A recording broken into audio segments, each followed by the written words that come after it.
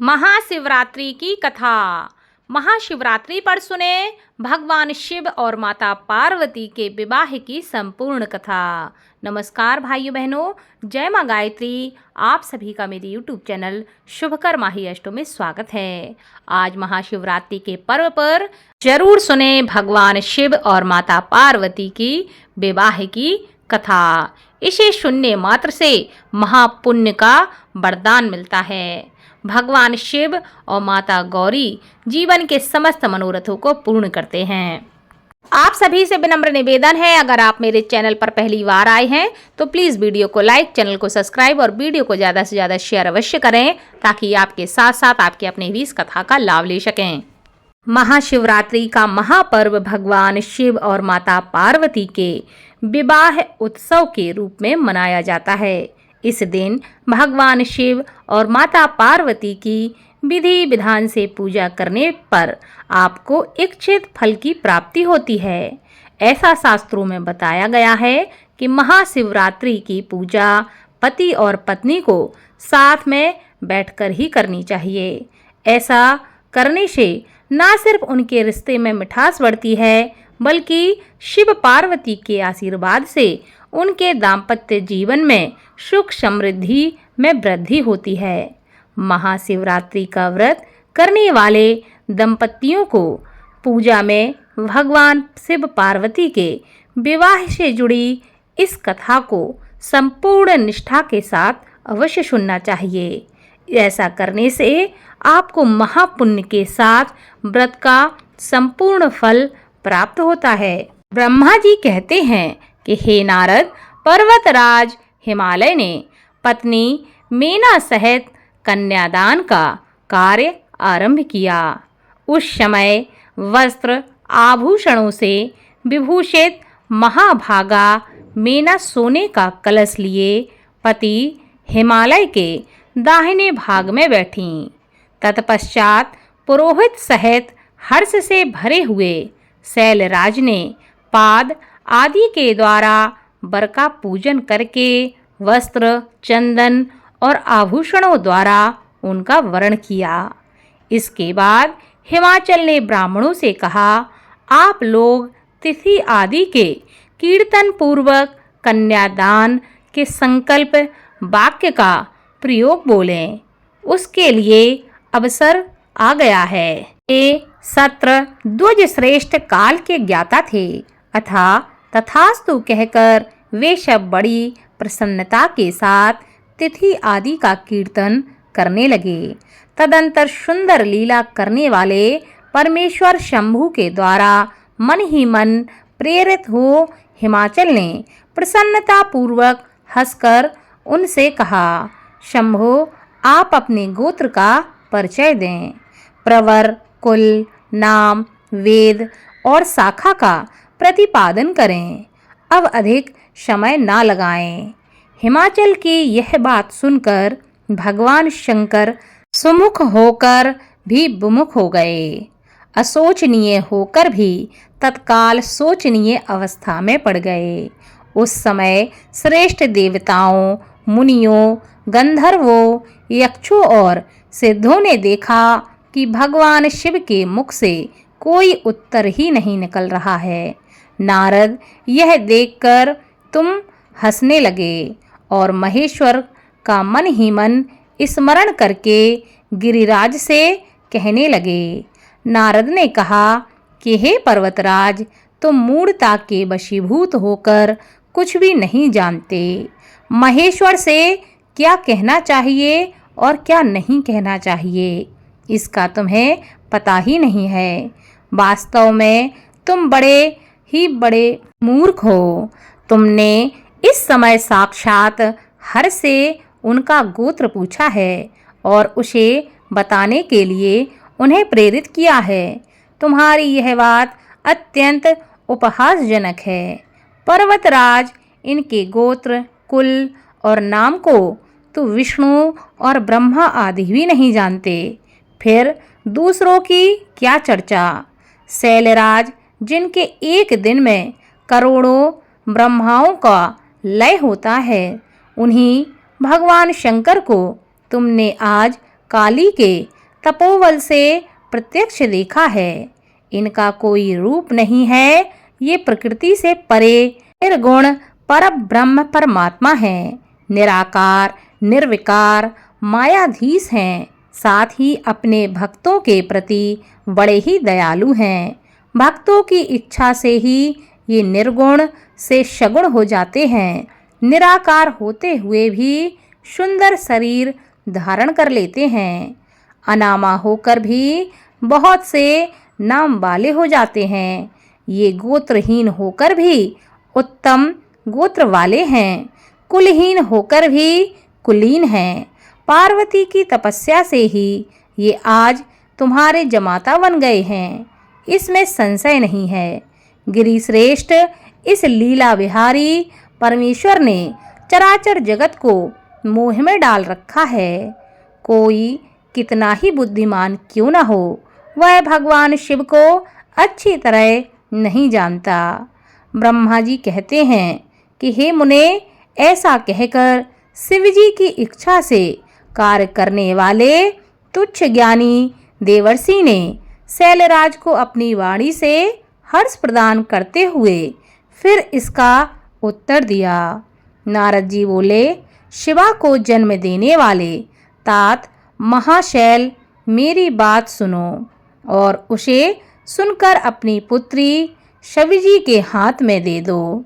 लीला पूर्वक रूप धारण करने वाले सगुण महेश्वर का गोत्र और कुल केवल नाद ही है। इस बात को अच्छी तरह तुम समझ लो।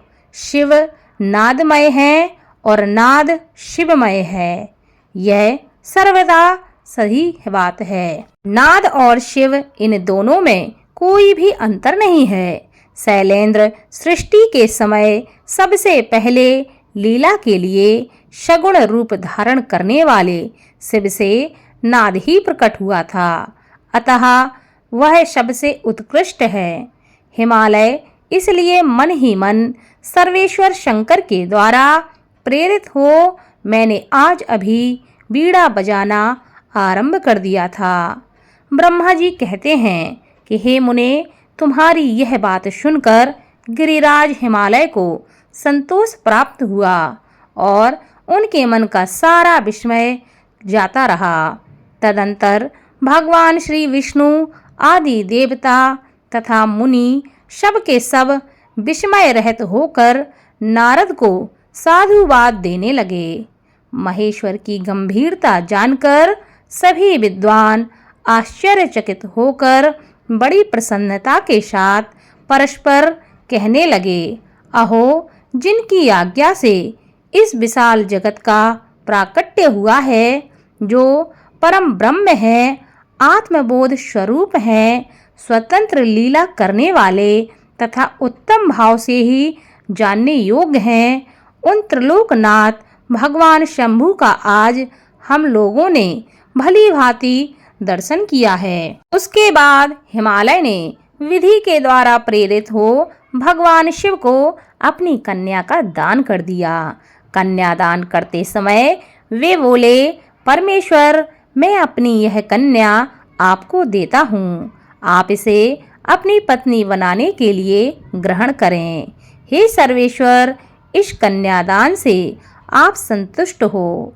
इस मंत्र का उच्चारण करके हिमाचल ने अपनी पुत्री त्रिलोक जननी पार्वती को उन महान देवता रुद्र के हाथ में सौंप दिया। इस प्रकार शिवा का हाथ शिव के हाथ में रखकर शैलराज मन ही मन बड़े प्रसन्न हुए। उस समय वे अपने मनोरथ के महासागर को पार कर गए थे।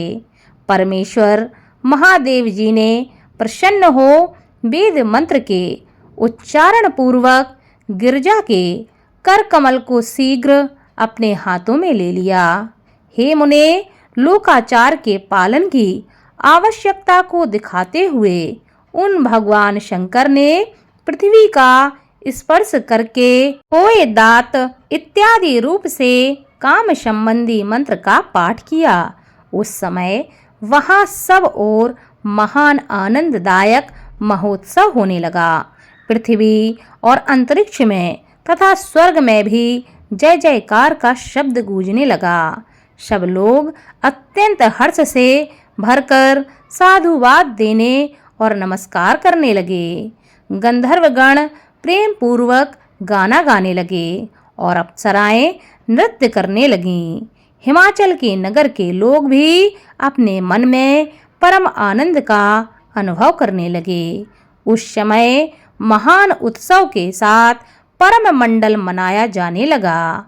मैं, विष्णु, इंद्र, देवगण तथा संपूर्ण मुनि हर्ष से भर गए। हम सबके मुखारविंद प्रसन्नता से खिल उठे। उसके बाद शैलराज हिमालय ने अत्यंत प्रसन्न हो भगवान शिव के लिए कन्यादान की यथोचित रजामंदी प्रदान की। तत्पश्चात उनके बंधुजनों ने भक्ति पूर्वक भगवान शिव का पूजन करके नाना विधि विधान से भगवान शिव को उत्तम द्रव्य समर्पित किए। हिमालय ने दहेज में अनेक प्रकार के द्रव्य, रत्न, पात्र, 1,00,000 सुसज्जित गाय, 1,00,000 सजे सजाए घोड़े, करोड़ों हाथी और उतने ही सुवर्ण जड़ित रथ इत्यादि वस्तुएं प्रदान की। इस प्रकार परमात्मा शिव को विधि पूर्वक अपनी पुत्री कल्याणमयी पार्वती का दान करके हिमालय कृतार्थ हो गए। इसके बाद शैलराज ने यजुर्वेद की मध्याह्नंदिनी शाखा में वर्णित स्तोत्र के द्वारा दोनों हाथ जोड़कर प्रसन्नता पूर्वक उत्तम वाणी में परमेश्वर भगवान शिव की स्तुति की। उसके बाद वेदवेत्ता हिमाचल के आज्ञा देने पर मुनियों ने बड़े बड़े उत्साह के साथ शिवा के सिर पर अभिषेक किया और महादेव जी का नाम लेकर उस अभिषेक की विधि पूरी की। उस समय बड़ा आनंददायक महोत्सव हो रहा था। ब्रह्मा जी कहते हैं कि हे नारद, तदंतर मेरी आज्ञा पाकर महेश्वर ने ब्राह्मणों द्वारा अग्नि की स्थापना करवाई और पार्वती को अपने आगे बिठाकर यहाँ ऋग्वेद, यजुर्वेद तथा सामवेद के मंत्रों द्वारा अग्नि में आहुतियाँ दीं। तात उस समय काली के भाई मैनाक ने लावा की अंजलि दी और काली तथा शिव दोनों ही आहुति देकर लोकाचार का आश्रय ले प्रसन्नता पूर्वक अग्निदेव की परिक्रमा की। नारद तदंतर शिव की आज्ञा से मुनियों सहित मैंने शिक्षा शिव विवाह का विशेष कार्य प्रसन्नता पूर्वक पूरा किया। फिर उन दोनों दंपत्ति के मस्तक का अभिषेक हुआ। ब्राह्मणों ने उन्हें शास्त्रपूर्वक ध्रुव का दर्शन कराया। तत्पश्चात हृदयालंबन का कार्य हुआ।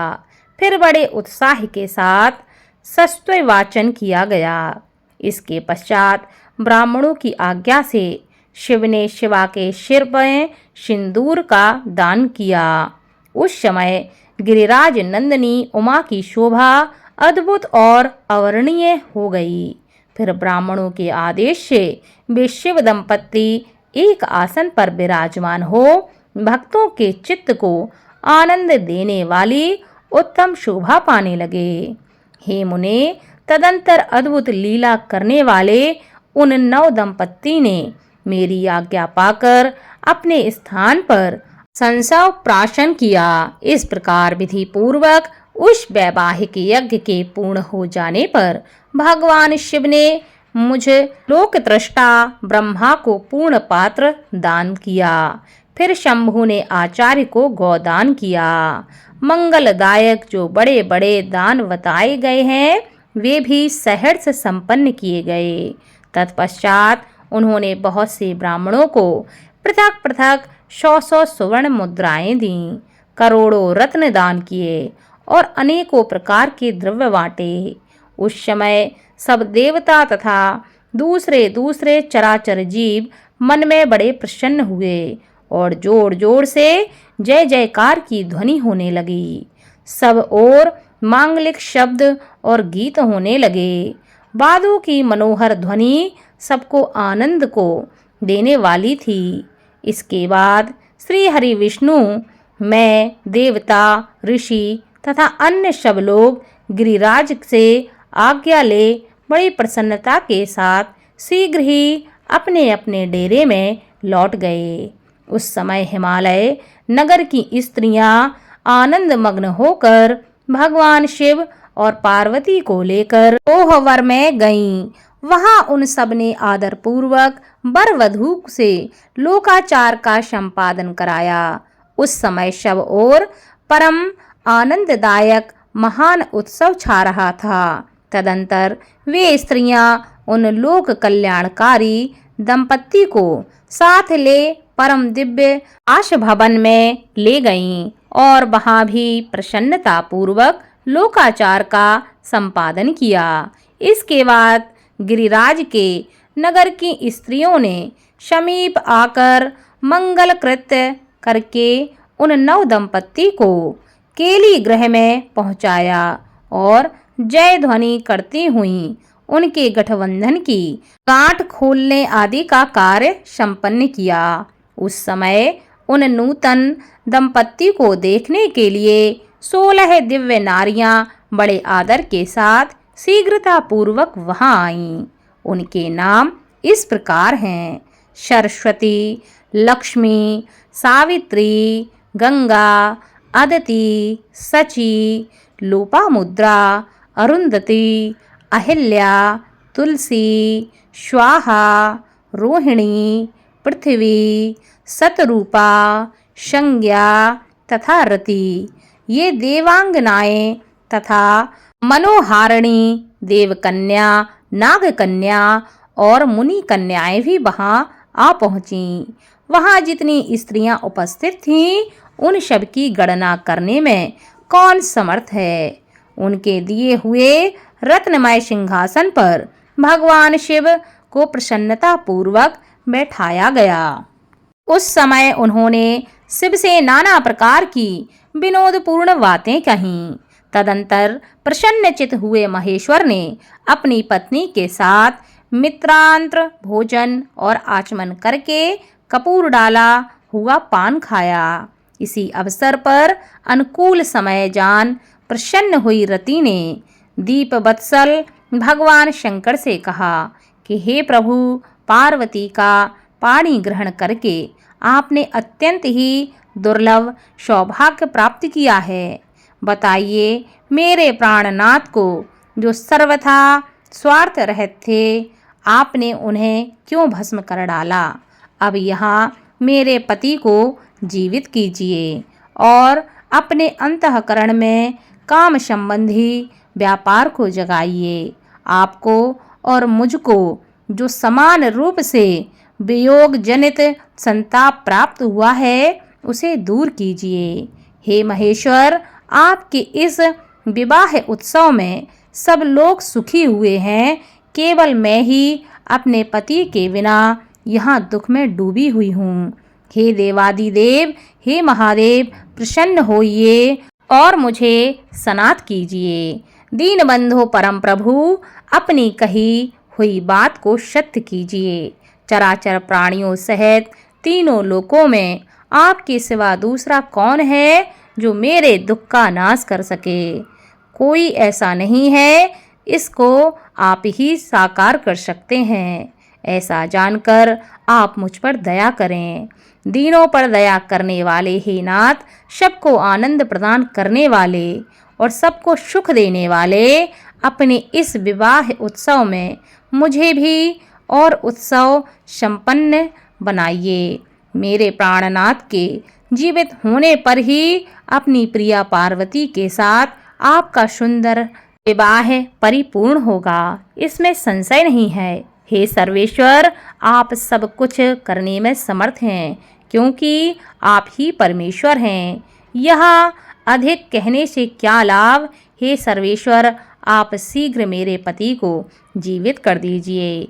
ऐसा कहकर रति ने गांठ में बंधा हुआ कामदेव के शरीर का भस्म शंभु को दे दिया और उनके सामने हे नाथ कहकर रोने लगीं। रति को रोदन सुनकर सरस्वती आदि सभी देवियां रोने लगीं और अत्यंत दीन वाणी में भगवान से प्रार्थना करने लगीं। आपका नाम भक्त वत्सल है, आप दीन बंधु हैं, दया के सागर हैं, अतः आप काम को जीवन दान दीजिए और रति को भी उत्साहित कीजिए। आपको बार बार नमस्कार है। ब्रह्मा जी कहते हैं कि हे नारद, उन सबकी बात सुनकर महेश्वर प्रसन्न हो गए।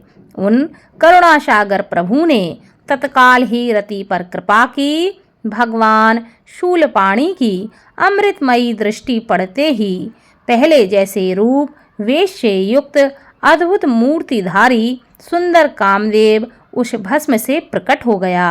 अपने पति को वैसे ही रूप, आकृति, मंद मुस्कान और धनुष बाण से युक्त देखकर रति ने महेश्वर को प्रणाम किया। वह कृतार्थ हो गई। उसने प्राणनाथ की प्राप्ति कराने वाले शिव को प्रणाम किया। अपने जीवित पति के साथ हाथ जोड़कर बारंबार स्तवन किया। पत्नी सहित काम की हुई स्तुति को सुनकर भगवान शंकर अत्यंत प्रसन्न हुए और इस प्रकार कहने लगे।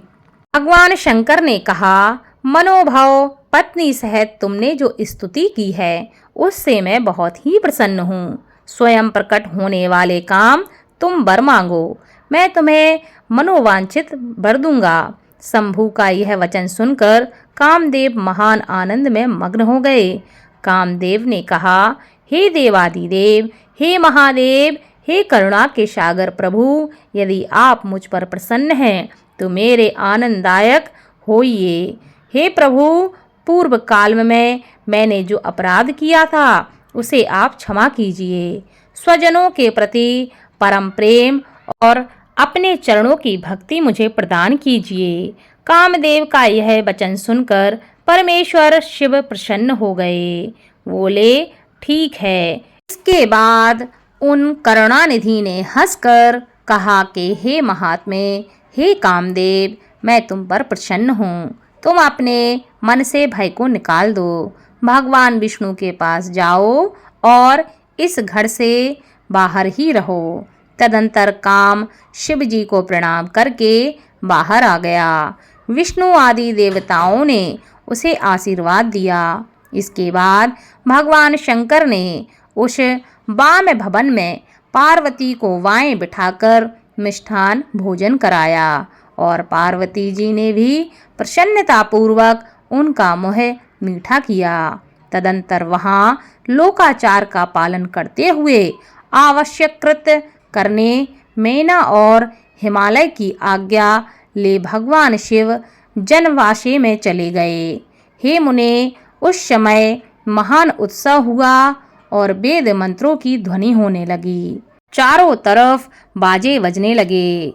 जनवासे में अपने स्थान पर पहुंचकर शिव ने मुनियों को प्रणाम किया। श्री हरि को मुझे भी मस्तक झुकाया। फिर शब देवता आदि ने उनकी वंदना की। उस समय वहाँ जय जयकार, नमस्कार तथा समस्त विघ्नों को दूर करने वाली शुभदायिनी वेद ध्वनि भी होने लगी। इसके बाद मैंने भगवान विष्णु ने तथा इंद्र ऋषि आदि सिद्धि आदि ने भी शंकर जी की स्तुति की।